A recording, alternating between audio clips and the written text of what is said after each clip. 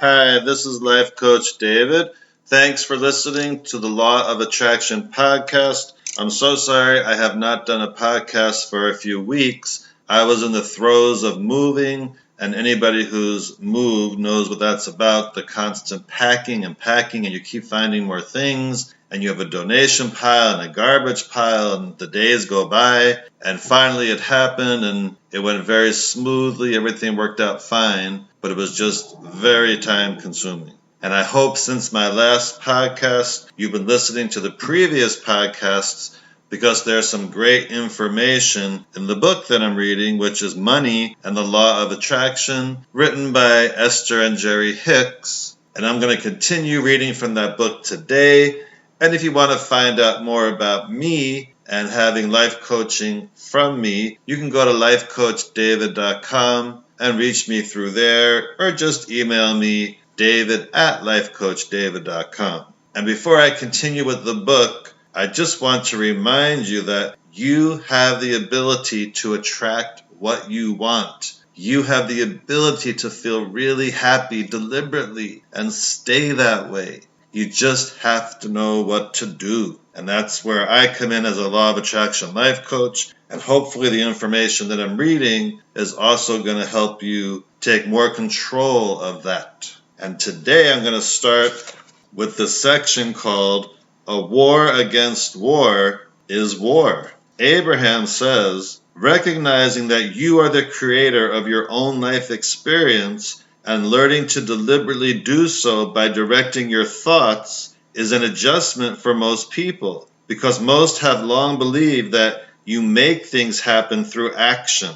Not only have you erroneously believed that action is what makes things happen, but you have also believed that if you apply pressure to unwanted things, they will go away. That is why you have a war against poverty, and a war against drugs, and a war against AIDS, and a war against terrorism. And although you may believe that pushing against these unwanted things will cause them to leave your experience, that is not how the laws of the universe work. And that is not the proof of your experience, for all of those wars are getting bigger. Attention to the lack of what is wanted causes it to increase and come closer to you, just as focusing upon what is wanted causes that to increase and come closer to you. When you relax into your natural well-being, when you make statements such as, I seek abundance and I trust the laws of the universe. I have identified the things that I want,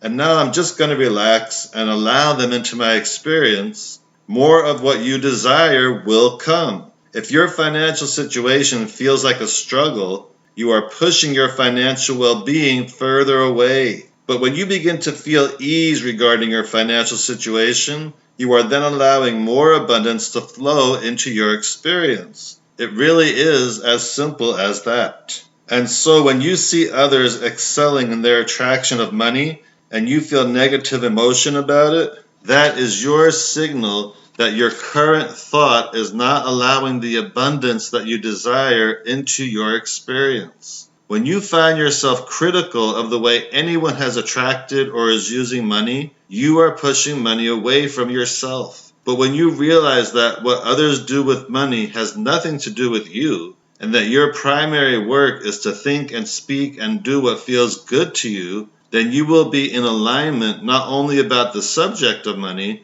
but about every important subject in your physical experience. And that's the end of that section. And what a great reminder, once again, that what we focus on is what we're setting ourselves up to attract. So even if we don't have a lot of money, we can't focus on that, because if we do, we're going to keep experiencing not enough money. And the next section is called, Can We Succeed Without Talent? Jerry says, what bearing does talent or skill or ability have on bringing abundance or money into our lives? Abraham responds, very little. Those are all action aspects for the most part, and your action is responsible for but a minuscule part of what comes to you. Your thoughts and words are thoughts articulated, are the reason your life unfolds as it does. Jerry says, So then, would you say that people with no saleable skill or talent could still receive all the financial abundance they want in their lives? And Abraham answers, absolutely, unless in comparing themselves to others and concluding that they have no saleable skill or talent, they feel diminished and therefore defeat their own experience with their own negative expectation. The most valuable skill that you could ever develop is the skill of directing your thoughts towards what you want, to be adept at quickly evaluating all situations and then quickly coming to the conclusion of what you most want, and then giving your undivided attention to that. There is a tremendous skill in directing your own thoughts that will yield results that cannot be compared with results that mere action can provide. Can we get something without giving? Jerry asks, so how can people get past the belief that they must give $1 worth of something in order to get $1 worth of something? And Abraham responds, your knowledge in all things comes only through life experience, but your life experience comes as a result of the thoughts that you are thinking. So even though you may have wanted something for a very long time, if your thoughts have been upon the absence of it, then it could not come to you. And so from your personal experience, you come to the conclusion that it's not possible or that it's a struggle. In other words, you come to many valid conclusions about things being hard when you have led a difficult life. It's our desire to help you understand what is really at the heart of that self-created struggle. We want to help you begin from a different premise and understand the laws at the basis of all things. A new understanding of the laws of the universe and a willingness to begin telling a different story will give you different results. And those different results will then give you different beliefs or knowledge. You are the one and the only one who can evaluate your effectiveness. No one else has the ability to discern where you stand relative to where you're wanting to be. And nobody else can decide where you should be. Only you. And that's the end of that section. And of course, that's because of what you're thinking about. How are you thinking about yourself? Are you putting yourself in a good light? Are you putting yourself in the position of what you want? Or are you thinking about maybe what is and you're not enough and you'll never achieve this or you'll never achieve that? It's all determined by what you're thinking about and what you're focusing on. And only you can control that. No one else can control that. It's all what's going on in your mind. So take control of that. And the next section is called, They Want to Win the Lottery Fortune. We all want to win the lottery, right? Jerry asks, many people are hoping for some major financial windfall to come to them to free them from debt or to release them from working at something they don't want to work at in order to receive money. The thing I hear them say the most often is that they want to win the lottery, where they'll get their abundance in exchange for someone else losing theirs. Abraham responds, if their expectation were in a place that would allow it, then that could be a way for money to come to them. But most know the odds against that, and so their expectation for winning the lottery is not in a powerful place either. Jerry responds, so how does hoping to win relate to expecting to win? Abraham answers, just as hoping is more productive than doubting, expecting is much more productive than hoping. Jerry says that how could people begin to expect something that their life experience hasn't yet shown them? How can you expect something that you haven't experienced? Abraham responds, you do not have to have money to attract money, but you cannot feel poor and attract money. The key is you have to find ways of improving the way you feel from right where you stand before things can begin to change. By softening your attention to the things that are going wrong, and by beginning to tell stories that lean more in the direction of what you want instead of in the direction of what you have got, your vibration will shift. Your point of attraction will shift, and you will get different results. And in a short time, because of the different results you are then getting, you will then have beliefs or knowledge of abundance that will easily perpetuate more of the same. People often say, the rich get richer and the poor get poorer.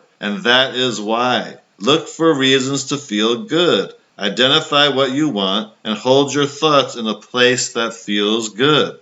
And that's the end of that section. And that's so true in my opinion. The rich get richer, the poor get poorer, because the rich know what it feels like. They keep expecting more money. They expect it to happen. They expect their businesses to do really well. They have this certain expectation. And if those of us who don't have a lot of money could just have that about finances, then by the law of attraction, we have to start experiencing more money.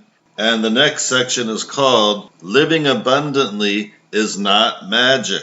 Abraham says, as we explain from our perspective the abundant nature of your universe and the potential for abundance that is always available to you, we understand that our knowledge does not become your knowledge only because you have read our words. If we were to ask you to trust what we say or to just try to understand, you cannot just adopt our understanding as your own, for it's only your own life experience that brings knowledge to you. The beliefs that you hold as a result of your own experience are very strong, and we understand that you cannot release them immediately and replace them with others, even though we know there are many more productive beliefs that you could foster. But there is something that you can begin today that will make a profound difference in the way your life unfolds, and that does not require an immediate releasing of the beliefs that you currently hold. Start telling a more positive,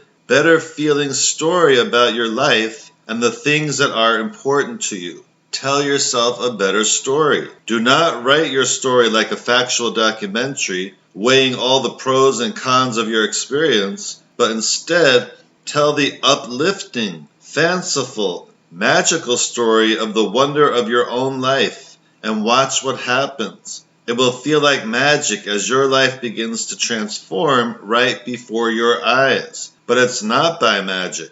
It's by the power of the laws of the universe and your deliberate alignment with those laws. And that's the end of that section. And let's all do that. Let's all tell ourselves right after this podcast. Let's start telling ourselves frequently a better story of how we want our life to be in all areas. Let's make all areas of our lives wonderful. All of it.